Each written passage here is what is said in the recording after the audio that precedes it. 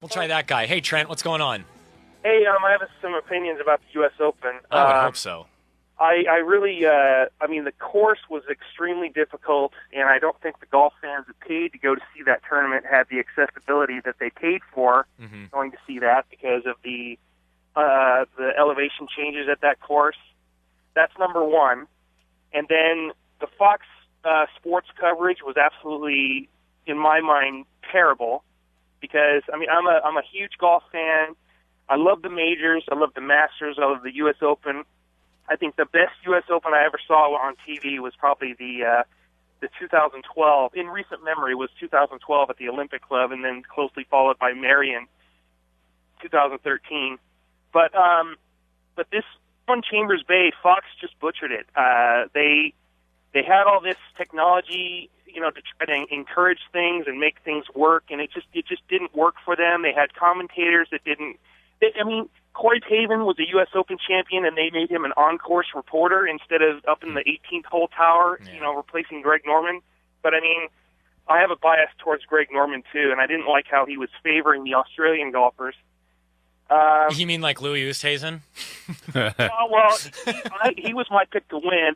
I remember him saying that Oosthuizen was Australian, but they were talking. Greg Norman was talking about Jason Day like he's a freaking doctor, talking about crystals in his inner ear. Yeah. Dr. Greg Norman knows all about what it's like to have vertigo. I think I know what that's like, and I have sympathy for Jason Day. He's an awesome golfer.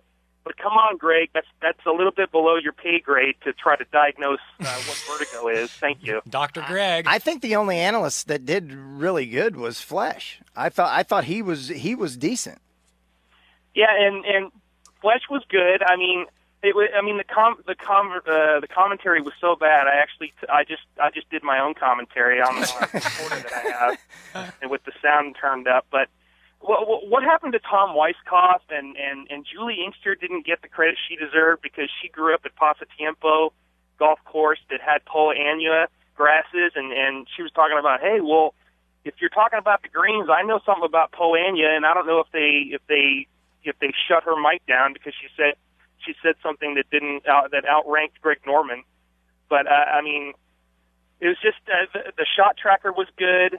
You're able to see them hit the ball, hit the draws and the fades. When Brendan Grace hit his ball on 16 at the railroad tracks, his tournament was done doing that. And the course was set up extremely difficult. You hit like J.B. Holmes hit a 350-yard drive on number one.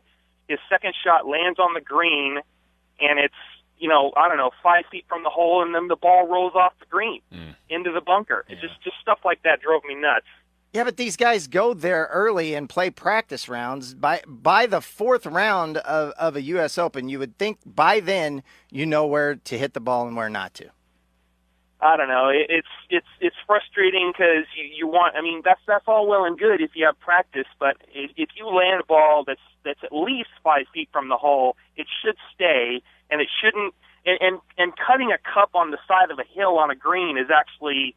I don't know how the USGA gets away with that. That's sadistic, criminal, in my opinion. Yeah, sadistic is the word. If they did any of that, but the 18th with Dustin Johnson and Jordan Spieth.